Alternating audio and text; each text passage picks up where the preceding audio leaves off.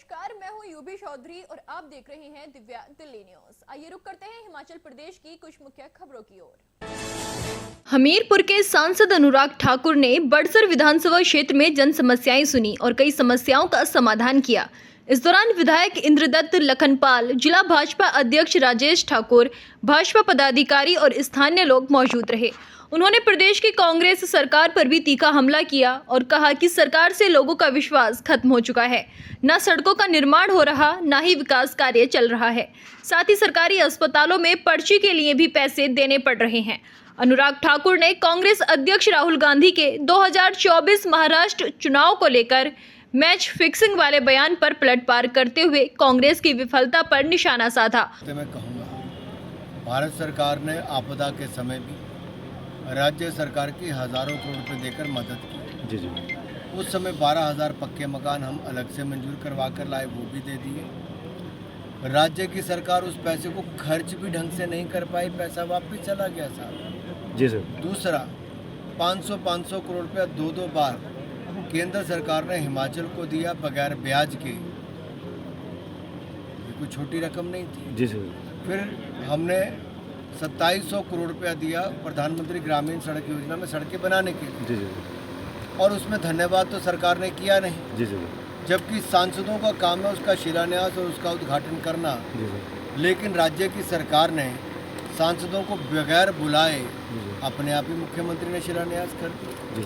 उनका तो कोई योगदान ही उसमें नहीं था। जी। तीसरा, 93,000 मकान भारत सरकार ने गरीब जनता को प्रधानमंत्री आवास योजना में दिए। इसमें सुक्खू सरकार का कोई योगदान नहीं है। ये केंद्र की सरकार ने दिया है। ऐसे ही अन्य बड़े प्रोजेक्ट केंद्र की सरकार ने राज्य को दिए हैं, लेकिन राज्य से वो चल भी नहीं रहे, पूरे भी नहीं हो रहे, कहीं पे काम भी शुरू नहीं हो रहा। उदाहरण के तौर पे जैसे ऊना में mother and child care centre है। 3 साल हो गए बने, क्यों नहीं चल रहा? चंडीगढ़ शिमला राष्ट्रीय उच्च मार्ग पर कैथली घाट के पास HRTC बस और जीप में भिड़ंत हो गई। शिमला से सोलन जा रही बस ओवरटेक करते हुए सड़क के किनारे खड़ी जीप से टकरा गई, जिससे कुछ समय के लिए रास्ता जाम हो गया। हादसे में कोई घायल नहीं हुआ। आपको बता दें, नेशनल हाईवे 5 पर लगातार दुर्घटनाओं की घटनाएं बढ़ती जा रही हैं। रेहन स्थित चामुंडा पैलेस में चल रही 7 दिवसीय श्री शिव महापुराण कथा में रविवार को स्वामी पुनीत गिरिजी महाराज ने सागर मंथन के आध्यात्मिक प्रसंग की सुंदर व्याख्या की। उन्होंने बताया कि सागर मंथन जीवन की कठिनाइयों से जूझने, धैर्य और सहयोग का प्रतीक है। कांगड़ा चंबा के सांसद डॉक्टर राजीव भारद्वाज भी कथा में शामिल हुए और शिव पुराण को जीवन का अमूल्य मार्गदर्शक बताया।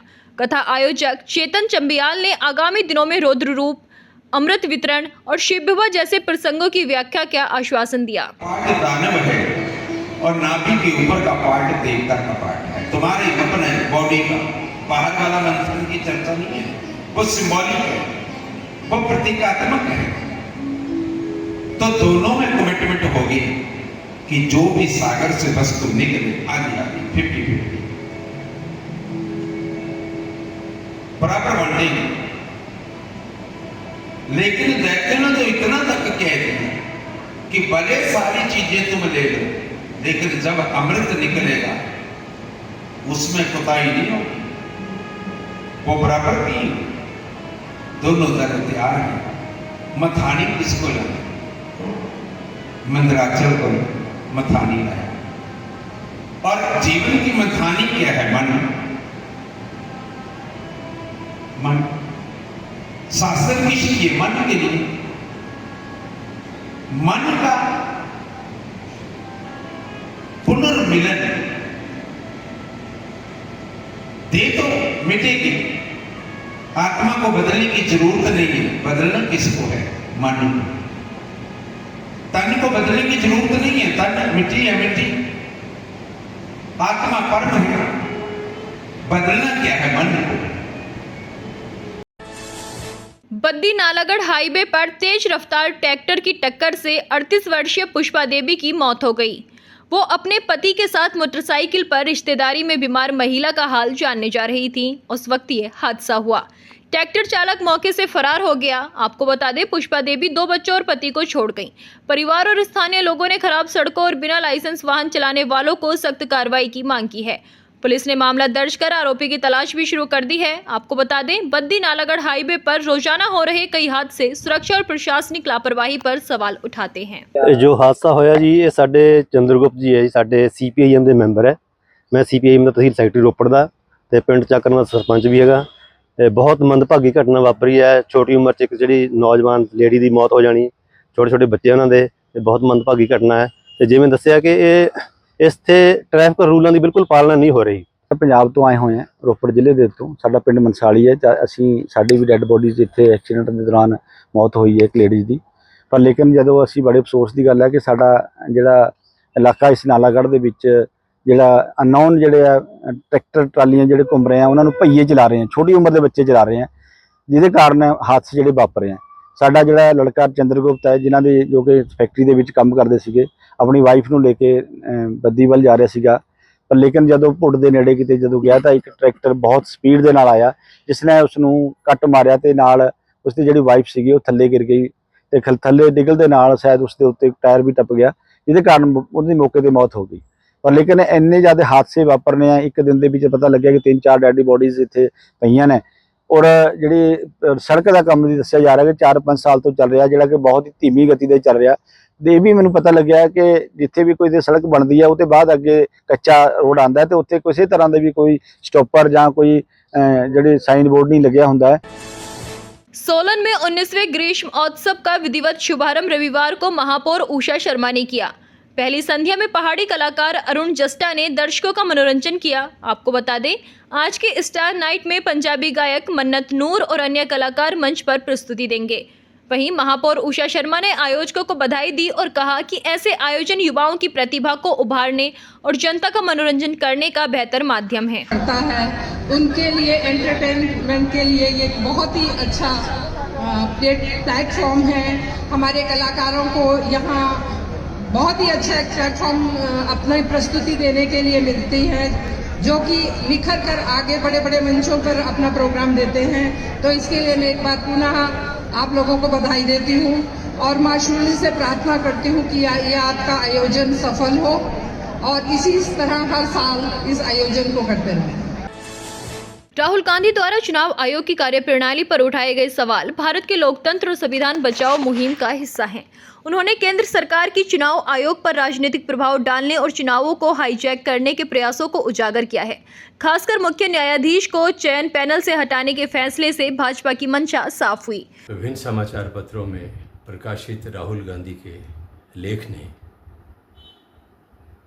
देश का जो चुनाव आयोग है उसकी कार्यप्रणाली के ऊपर गंभीर सवाल पैदा करने के साथ साथ तथ्यों के ऊपर आधारित ये भी उजागर करने का काम किया है कि किस तरह से भारतीय जनता पार्टी और केंद्र सरकार के साथ मिली भगत करके दुनिया के सबसे बड़े लोकतंत्र समझे जाने वाले देश भारत में चुनावों को मैनिपुलेट करने का और हाईजैक करने का काम किया जा रहा है।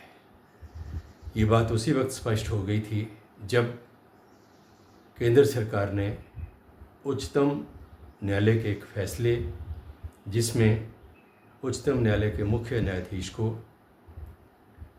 चुनाव आयुक्त का जो सिलेक्शन पैनल है उसमें शामिल करने के आदेश पारित किए थे और केंद्र सरकार ने उनको सुपरसीड किया था। नगर निगम हमीरपुर में बनाए गए 15 वार्डों की बाड़बंदी को लेकर कई गांव के लोगों ने विरोध जताया है। ग्राम पंचायत बस्ती झनियारा का वार्ड नंबर 3 काटगर वार्ड नंबर 4 में शामिल करने पर ग्रामीणों ने डीसी कार्यालय पहुंचकर ज्ञापन सौंपा और पुराने वार्ड में रहने की मांग की। वहीं कन्ही गांव के लोगों ने बजरी वार्ड से अलग अपने वार्ड में ही रहने की मांग की है। दुर्गा से प्रधानमंत्री वाला जी, हम इस विरोध में पहुंचे हैं क्योंकि नगर निगम में जो सरकार की गतिविधियाँ हैं, नगर निगम में जो हमें जोड़ा गया है, तो हमारी गांव लाड़ और जिसौर को बजूरी वार्ड में मिलाया गया। तो हम अपिकता से यही उम्मीद करते हैं कि हमारा जो सुभाष नगर है वार्ड नंबर 15 उसमें जोड़ा जाए, उसमें शामिल किया जाए, ताकि हमारी ग्राम पंचायत दुर्गा जो है वो सारी पंचायत जो है वो इकट्ठी हो जाए। हमारी समस्या ये है, ये जो भी 2 तारीख को डी साहब की जो नोटिफिकेशन हुई है उसमें जो बाड़बंदी हुई है उसमें हमारा जो वार्ड नंबर 3 था उसमें से हमारे गांव को निकाल के वार्ड नंबर 4 में डाल दिया। हमारी पंचायत बस्सी चिन्हरा जो है उसमें 16 रेवेन्यू विलेजेज हैं, उनमें से 4 को निकाल के लुकुई, कोलड़ी, खेंडर, कड़ियाल को निकाल के कृष्णा नगर वार्ड नंबर में 4 में डाल दिया। हमारा ऑब्जेक्शन ये है कि उस वार्ड को हटाकर उस बस्सी चिन्हरा के साथ ही रखा जाए, जो हीरानगर मिला है उसको कृष्णा नगर के साथ मिला दिया जाए। ये कि हमारे जो 3-4 गाँव जो हैं वो कृष्णा नगर में डाले गए हैं, तो इनको जो वो जरियारा में रखा जाए। हमारी पंचायत भी ये करेगी। और जो पहले हमारे वार्ड में जो जितने भी वोट हैं वो लगभग जो 2600-2700 वोट है, तो 2500 वोट तो चाहिए। तो हीरानगर का 500 वोट है, उसको कृष्णनगर में लाया जाए। और जो हमारे 3 गांव हैं उनको जो जनियारा जो हीरानगर वार्ड बना है उसको बढ़ाया जाए। प्रशासन से निवेदन भी है कि हमें बजूरी पंचायत में नाम मिलाया जाए, क्योंकि ये विरोध बजूरी पंचायत के लोगों का भी है, क्योंकि 5 से 6 किलोमीटर पड़ता है और हमारा भौगोलिक और सांस्कृतिक उनसे रीजन के हिसाब से कोई मेल नहीं खाता। हमारी पंचायत जो कल 5 वार्ड हैं रेवेन्यू विलेज को मिला के, तो 2 लाहड़ और जसौर को अलग किए गए, जिनकी दूरी लगभग 5 से 6 किलोमीटर बजूरी से पड़ती है। राज्य स्तरीय शूलिनी मेले की तैयारी को लेकर नगर निगम सोलन ने विशेष बैठक की, जिसमें मेले के स्टॉल, प्रदर्शनियां और तह बाजारियां के रेट तय किए गए। झूले थोड़ो मैदान में ही लगाए जाएंगे और सफाई व्यवस्था का पूरा ध्यान रखा जाएगा। मेले में स्टॉल लगाने के इच्छुक लोगों के लिए 16 जून को दुकानों की नीलामी आयोजित की जाएगी। आयुक्त एकता कप्टा ने मेले की सफल व्यवस्था के लिए सभी तैयारियों पर जोर दिया है। स्पेशल मीटिंग थी हाउस की, जो शूलिनी मेले के आयोजन को लेकर जो ये मीटिंग थी, क्योंकि शूलिनी मेले का जो मेन हमारा मंच है, शूलिनी मंच भी जो है वो ठोडो ग्राउंड में ही है और ये निगम की प्रॉपर्टी है। और हमेशा से निगम ही जो है वो झूलों का ऑक्शन प्लस जो यहाँ पर वीआईपी और इन सब लोगों के बैठने की व्यवस्था, प्रदर्शनी की जो व्यवस्था के लिए स्टॉल्स वगैरह लगते हैं और जो जनरल जो दुकानें लगती है उसके जो स्टॉल्स लगते हैं वो सब निगम करती आई है। तो ओपन ऑक्शन से स्टॉल जो होंगे वो इस बार भी आवंटित होंगे और उसकी जो डेट जो है वो फिक्स कर दी गई है इस बार कि 16 जून को जो है वो ऑक्शन होएगी। जो हमारे स्टॉल्स लगते हैं उसमें जो है कोई भी लोग आके ओपन बोली यहाँ लगाएंगे और ठोडो ग्राउंड में ही उसकी ऑक्शन होती है। प्लस इसके अलावा जो हमारे प्रदर्शनी के जो स्टॉल लगते हैं, विभिन्न विभागों के लगते हैं, उनके क्या रेट्स रहेंगे और जो शहर में तह बाज़ारी होनी है वो तह बाज़ारी के लिए क्या रेट्स जो है वो रखने हैं। तो पहले से बहुत वर्षों से इसका रेट जो है 50 रुपीज़ पर स्क्वायर फीट तय था, लेकिन हाउस ने इस बार ये फैसला लिया क्योंकि ये जो है प्रशासन की भी जो मीटिंग हुई थी उसमें भी बार बार पॉइंट आउट हो रहा था कि निगम के जो चार्जेस हैं वो बहुत कम है। तो इस बार हाउस ने डिसाइड किया कि वैसे तो जो कमेटी है जो जाएगी वो लोगों का किस तरह का सामान बेच रहे हैं ये जनरल चीज़ माइंड में रख के करेगी। हिमाचल प्रदेश में पहली बार प्री स्टेट शूटिंग प्रतियोगिता 9 से 12 जून तक कैथली घाट और शिमला के इंदिरा गांधी स्पोर्ट कॉम्प्लेक्स में आयोजित की जा रही है। इसमें 10 मीटर, 25 मीटर और 50 मीटर पिस्टल और राइफल स्पर्धाएं होंगी। आपको बता दें, प्रतियोगिता व्यक्तिगत स्तर पर हो रही है और हिमाचल के शूटरों को अपने कौशल दिखाने और राज्य का नाम रोशन करने का अवसर प्रदान करती है। इससे वो स्टेट चैंपियनशिप के लिए तैयारी कर बेहतर प्रदर्शन कर सकते हैं। ये हमारी जो फर्स्ट प्री स्टेट चैंपियनशिप हो रही है यहाँ कैथली में, नियर कैथली घाट। इसमें मैं आपको बता देना चाहता हूँ कि हमारे 600 से ज़्यादा शूटर जो है इसमें भाग ले रहे हैं और ये पहली बार जो है हम प्री स्टेट करवा रहे हैं। इसका मकसद हमारा एक ही है कि जो हमारे शूटर स्टेट चैंपियनशिप के लिए जाते हैं उनको एक ट्रायल मिल जाती है, उनको एक प्रैक्टिस के लिए मौका मिल जाता है और एक ऐसा एटमॉस्फेयर मिल जाता है जिससे कि वो स्टेट चैंपियनशिप में अच्छा कर सकें। और बाकी जो हमारे ओवरऑल जो हमारा शूटिंग की जो परफॉर्मेंस है, हमारे को 200 प्लस शूटर जो है नेशनल लेवल पे कंपटीशन जो है वो सिलेक्टेड हैं और उसमें से जो है 22 शूटर ऐसे हैं जो हमारे ट्रायल्स में हैं। ट्रायल्स का मतलब ये है कि वो शूटर जो है अगर ट्रायल्स क्वालिफाई करते हैं तो इंडिया टीम में आ सकते हैं। हमारे 3 बच्चे ऐसे हैं जो ट्रायल्स रेगुलर दे रहे हैं और होपफुली अगले जो हमारे कोई भी वर्ल्ड कप या कोई ऐसा इंटरनेशनल चैंपियनशिप होगी उसमें उनका भाग लें। हिमाचल प्रदेश में वन माफिया के अवैध कटान की घटनाएं बढ़ती जा रही हैं, जिससे पर्यावरण और जंगलों को भारी नुकसान पहुंच रहा है।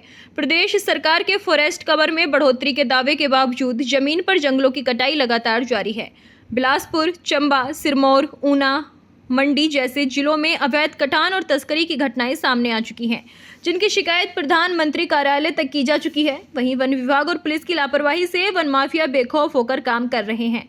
वर्ल्ड एनवायरनमेंट डे, विश्व पर्यावरण दिवस गत 5 तारीख को मनाया गया है। हिमाचल सरकार के अनुसार चौंकाने वाले आंकड़े प्रस्तुत किए गए हैं। सरकार का दावा है कि फॉरेस्ट कवर एरिया का जो क्षेत्रफल 2023 में 15,228.35 वर्ग किलोमीटर से बढ़कर अब 15,880.35 हो गया है, यानी कि 652 वर्ग किलोमीटर वन क्षेत्र बढ़ाया गया है। सरकार अपनी पीठ थपथपा रही है, इसे 28% बता रही है और 2030 तक का इसे 30% करने का लक्ष्य बता रही है। वह कार्बन क्रेडिट लेने की दावेदारी प्रस्तुत की जा रही है। दावेदारी और हकीकत मगरमच्छ के आंसुओं के समान है। हिमाचल में लगातार जिस तरह जंगल का कटान हो रहा है, जमीन चाहे वन क्षेत्रों में 652 किलोमीटर की बढ़ोतरी दिखा रही हो प्रदेश सरकार, अपितु जंगल लगातार खत्म हो रहे हैं। कहीं खनन तो कहीं वन माफिया इन जंगलों को बंजर में तब्दील कर रहा है।